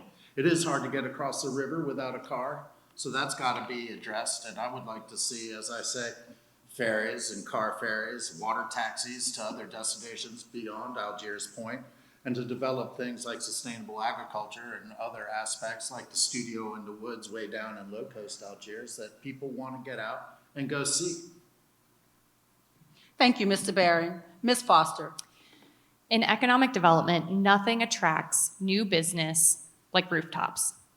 Every major company in the United States looks at the number of rooftops in a neighborhood before deciding to bring their retailer here. So if we want to have shopping, if we want to have restaurants, if we want to start targeting the brands that we know as Algerians we want to see in our communities, that's going to start with housing. And we know we need up to 40,000 units of housing to meet the current demand in this city already. Algiers has land and we have affordability in a moderate way. And we've got to start attracting folks to build housing here so that we can begin attracting the amenities that we want and need to see as residents. Thank you, Ms. Foster. What are solutions on improving education gaps such as lack of teachers? And what are some programs that you would implement to build career readiness for our youth? Mr. King. Thank you. I've already done that by having, like I said, several young men and women come work in City Hall every summer so they can see how City Hall works and sometimes how City Hall, quite frankly, doesn't work. I will also continue to stand shoulder to shoulder with our education leaders to make sure they receive their fair portion of all funds that's due to them to help them continue to educate our young men and women. Thank you, Mr. King. Ms. Foster. I've talked a lot about the ACE program, but I really do want to stress that having an opportunity for young people in this city and in our communities to be exposed to good paying jobs right here and to feel like there's a community that backs them up, that stands behind them, and that is going to serve as that Rolodex for them as they're getting started is the number one way we ensure that our youth stay here, invest here, and thrive. Thank you, Ms. Foster. Mr. Barron. We do believe in education here. And we've got to believe in educational attainment. We've got to support our teachers and give them and the students the tools and resources they need to bring learning home and to create an environment and a culture of learning that is lifelong. We need to support the arts, foreign languages, of course, science and math, the reading arts, writing, arithmetic. I repeat myself, but let's do it. Thank you, Mr. Barron. Mr. Kimbrell. So I would say job training is a huge part of my campaign and making sure that we get people, living wages and especially the training they need because working construction, we have electricians, plumbers, carpenters. They're companies that are desperate for people. And we've got these programs and we need to continue to push these to get forward because they create a good middle-class lifestyle that, can get us through, our youth into the future. And I say on the teacher side of it is that, we were the benefit or dearth, I guess, of like the Teach for America program that, came after Katrina. And like a lot of times it's just a rotating, cavalcade of teachers. They come in for a couple years, they come out. And a lot of it really stems from the fact that they can't find affordable housing on the salaries that the school board pays in our charter organizations. And it's not really their fault. It's just that we need to continue to build affordable housing and make sure that they can stay in this city and help us prosper. Thank you, Mr. Kimbrell. Do you approve or disapprove of Marriott Hotels trying to build hotels in the Marigny neighborhood? Mr. Barron. Hot topic. I believe in investment, and I would love for the city of No to be the city of yes. That said, we have got to respect the nature of the neighborhoods where investment is happening, the residents that live there and their desires. Thank you. Thank you, Mr. Barron. Mr. Kimbrell. No, I do not support it. I think that we already have a large number of hotels that need to get filled on a daily basis, and I think that that area is not really well suited for a hotel to be built, and especially because it's a largely residential area. And I think that it's kind of out of keeping. Just get on our architectural bandwagon does not keep with the neighborhood character as well, and that's kind of one of the bigger important things for me on that development. Thank you, Mr. Kimbrough. Ms. Foster. No, and not because I don't support the development of new hotels or the creation of new jobs. No, because I believe in using our comprehensive zoning ordinance, our master plan, these guiding documents and laws that we as a city have already approved, reviewed, and decided upon to provide predictability for both residents and developers. We have got to stop governing by exception, by bonus, by extras. I think that we deserve a city that makes it easy for everyone to understand what may or may not happen next door, and to make sure developers know when they come here exactly what they can expect when they want to propose a project, rather than setting the expectation that you can ask for a little more here and there. Thank you, Ms. Foster. Mr. King. Well, I approved that project, and I approved that project because I talked to residents and businesses in that neighborhood on that block who are directly affected. Yes, some oppose it, but a lot of people approved it. Also, it's about compromise. So right now, that land sits vacant, and it's the home to trash, housing encampments, needles, and it takes city resources to keep it clean and safe. So it's about compromise and fitting and meeting people in the middle. So everything can be yes, everything can be no, but a strong leader sometimes have to step out on faith, make that compromise, and quite frankly upset some people. But if it's in the best interest of the entire city moving forward, yes, I support it. Thank you, Mr. King. With respect to our time, this will be our final audience question. How do each of you support community health services? And what are your plans when Medicaid changes occur to support these community clinics? Ms. Foster. I want to be really honest and clear that we are living in a time, and one of us is about to govern through a time with an incredibly hostile federal administration and state government. Health is going to be one of the first things that we're going to have to make some really hard decisions on. And I think everyone campaigning for office right now needs to get real about that, because I can tell you with my bleeding heart how much I want to invest in and what I want to see in this city. And it's going to be really hard to deliver that. And so what I would say to this question is that we're going to have to start really looking at where we can get the most impact for the most people with the deepest need when we're thinking about public health, because we know we've got it and we know we're not going to be able to address it all. Thank you, Ms. Foster. Mr. King. Repeat that question for me. Yes. How do each of you support community health services, and what are your plans when Medicaid changes occur to support community clinics? Work with our state, federal partners, doing what I can as a city council member to ensure everyone has the health care that they need. It's easy to say what you can do, but you have to realize that you have limited powers as a city official. So that is building a strong coalition with our state and federal partners and support them where you can to make sure everyone has the health services and the health care that they need. Thank you, Mr. King. Mr. Kimbrough. So I believe that healthcare is a human right, and I think that we are seeing it more and more in this country, that we're having huge issues, not just in Medicaid and Medicare, all in our private insurance. And I will work with anybody that we can get help for these people, especially because we've got 30% of our neighbors are on Medicaid right now, and that is, we're in crisis mode. Our budget is tight, and I don't know, like we've talked about previously, how we get funding. But a lot of the requirements for the new Medicaid changes are very are paperwork intensive. And I think that getting the word out, having clinics, making sure that people know that they're still eligible to be on the program, it's just that the federal government has put up all these roadblocks to them staying on the program. So that's kind of how they've tailored it. It's not, they keep saying it's not a cut to Medicaid. It's really a stack of paperwork for the average person to have to fill out. And I think that if we can work through having our city agencies help out with that, I think that we can be a force multiplier to help our Medicaid cuts and our neighbors. Thank you, Mr. Kimbrough. Mr. Barron. I work in emergency medical services, and I can assure you that whatever changes come, my brothers and sisters in uniform in pre-hospital care and in emergency rooms are going to do the same thing that we do now, which is give life-saving care to the utmost of our ability. I don't know what the answer to the problem is, but I know what the problems are. I see them every night in the streets, in people's homes. And I know that we're hard on ourselves and we're hard on each other. And I want to say that an ounce of prevention is worth a pound of cure. So through the lens of public health, I want to address all of our issues. And once we have our health, we'll have our wealth. Thank you, Mr. Barron.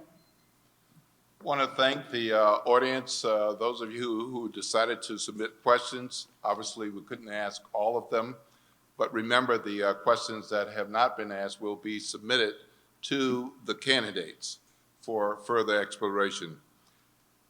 But let's thank the representatives from the Eternal Seeds for a fabulous presentation.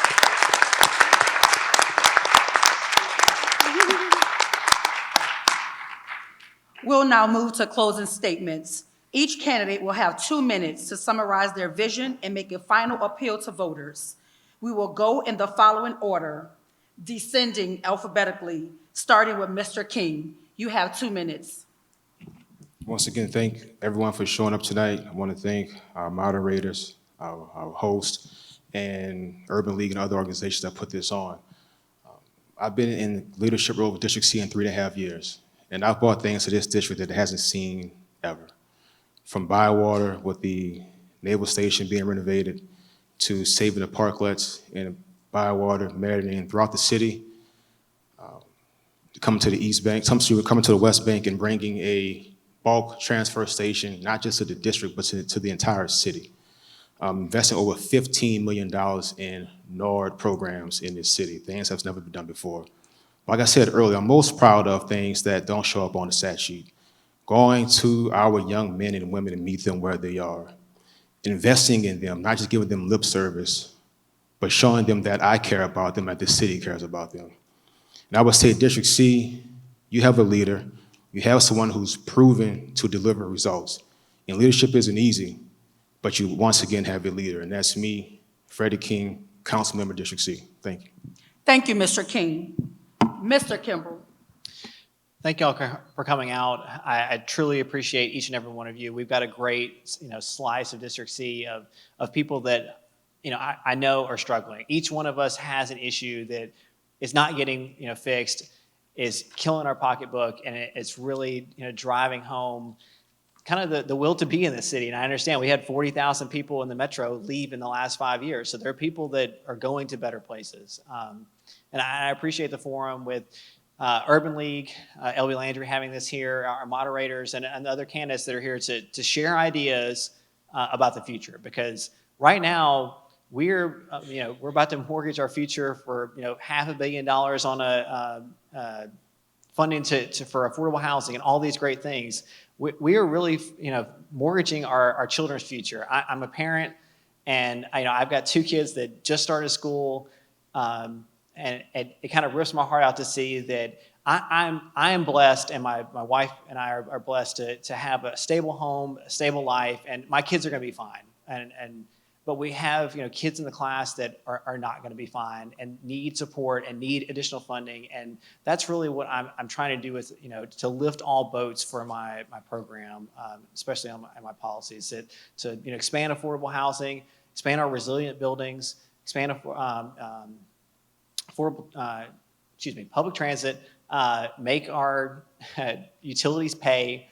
And then also invest in our education, like I said. I mean, these are critical things that lifts everyone up that we have to invest in to go forward, because we got through 300 years, but the next 300 are probably going to be the toughest time that we have, and we've got to make some really tough decisions as a city and as a community. And I appreciate each and every one of y'all coming out, because there are definitely other things you could be doing on a Tuesday night than listening to us talk. And thank y'all so much, and thank you, Urban League and LB Landry. Thank you, Mr. Kimbrough. Ms. Foster. Thank y'all for being here. As Ms. Ecclesiastes said earlier, you are doing democracy. And I think if I can leave you with something, it's that I want to be the kind of councilwoman who invests in democracy outside of Election Day. Because I know if y'all are here tonight on a Tuesday when it's hot outside, I know you're going to vote. But we've got to create more opportunities for our people to be engaged in governance outside of the ballot box. You deserve to know where your tax dollars go. You deserve to have a voice in zoning in your neighborhoods. You deserve to have a voice in your budget. It is the most moral document of any government, and we've got to do a better job of engaging our people outside of 2 minutes in front of a microphone at City Hall. I'd also like to leave you with the message that it is election season, and you're going to be given a lot of promises by a lot of folks. And I want you to be wary of anyone offering you an easy answer, because our problems are very real and they're hard, and they weren't born yesterday, but neither was I, and neither were you. And together, we can work hard and do the hard work of democracy to solve them. Thank you, Ms. Foster. Mr. Barron. The good news for you is that we all agree, and we have achieved consensus on this stage today. And I'm not running to displace or gentrify city council. I just want to tag in like wrestlers. You know, put me in, coach. I'm ready to play today. So the New Orleans of my youth was a boom town. We're talking about the 70s, but we went bust in the 80s. But back in the 90s, it felt good again. It was like a renaissance until we know what happened in 05, a big bust, and then the environmental catastrophe of the oil spills and the like. But the teens felt like a boom, and now, you know, we talk about tens of thousands of people leaving, but hundreds of thousands of us still live here and call it home. And it's time we are a boom town again. But remember, safety first. I am a first responder. And I just want to say thank you to one and all for having us here today. And when we were in the green room, we were exposed to the same things on the wall that the students here get. And one of them was the Musician's Pledge. So I want to listen and follow you. Self-control, respect for others, and try hard. I want to respect different styles from different periods and show that respect for other cultures. And I want to use my skills to the best of the ability to contribute to the group to the highest outcome. That's what we teach the kids here at LB Landry, apparently, and I think that's good enough for us. Thank you. Thank you, Mr. Barron. Thank you, candidates. This concludes tonight's debate. For closing remarks, please welcome Urban League of Louisiana's Senior Director for Policy, Advocacy, and Legal Affairs, Charles Phipps.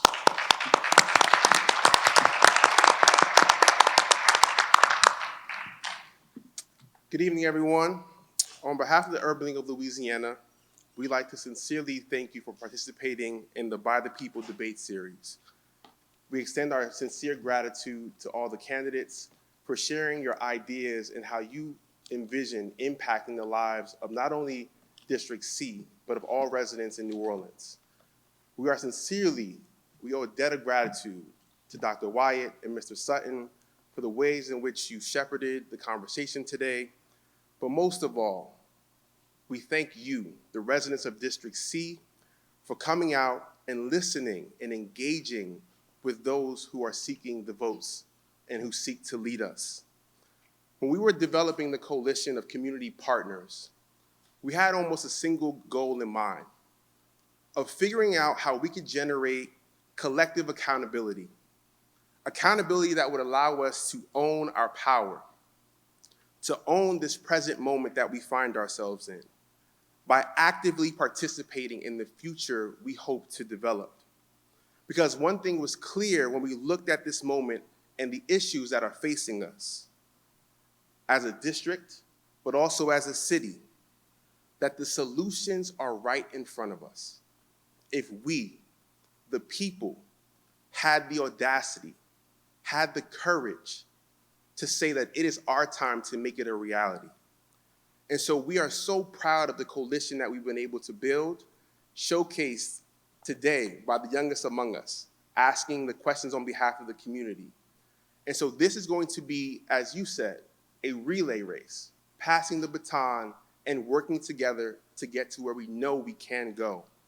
And so we really want to thank our entire coalition, which includes Black Voters Matter, C.O.P, Eternal Seeds, Housing NOLA, the NAACP, the National Coalition of 100 Black Women, Power Coalition, WYCA, the New Orleans chapter of the National Pan-Hellenic Council, the New Orleans HBCU Alumni Association, the Lower Ninth Ward Voter Coalition, the Links Incorporated, Pontchartrain, Crescent City, and New Orleans chapters, Ashé Cultural Arts Center, Proficient Media Services, Teamer Strategy Group, the Collaborative, and Xavier University.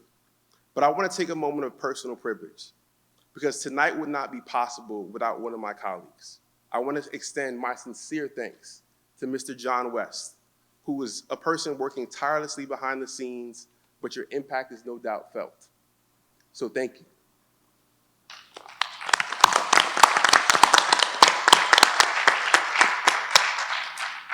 I also want to say that we are just getting started with our series. This is debate 3 of 8. So there are more opportunities for you to engage, to learn, because we are electing a new leadership structure in New Orleans. And that is something that we take seriously at the Urban League of Louisiana and that we want to engage with you all in developing.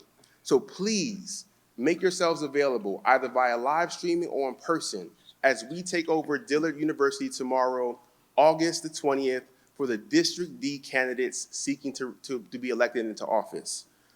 With that, I extend my sincere thanks and wish you all well.